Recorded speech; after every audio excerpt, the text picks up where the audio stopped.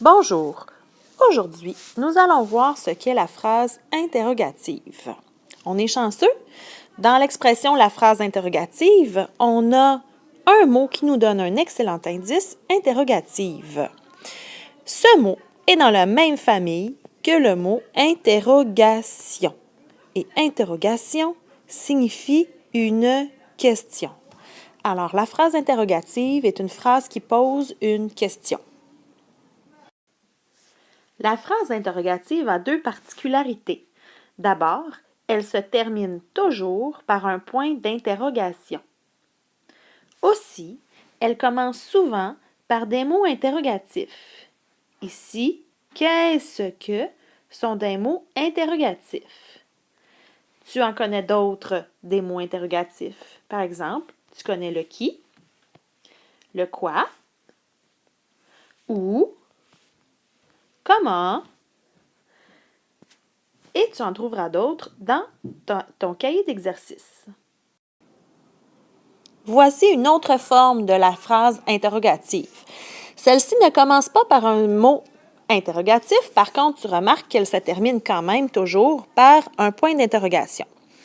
Sa particularité, par exemple, la première phrase, « As-tu joué au soccer? » On retrouve en début de phrase un verbe et un pronom de conjugaison qui sont inversés.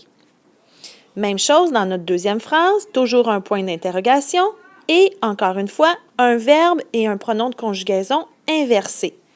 Si j'avais écrit « Tu aimes les oiseaux », à ce moment-là, je n'ai plus une phrase interrogative, j'ai une phrase déclarative qui déclare que tu aimes les oiseaux.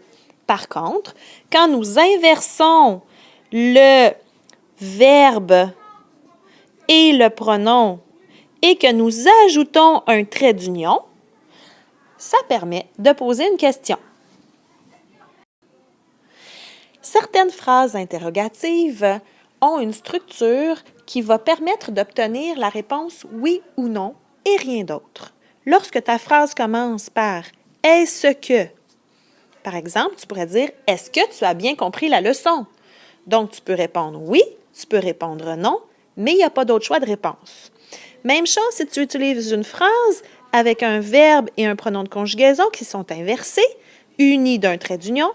À ce moment-là, tu ne peux que répondre « Oui » ou « Non » à la question. Bravo, tu es prêt à aller t'exercer. Je te souhaite une bonne pratique.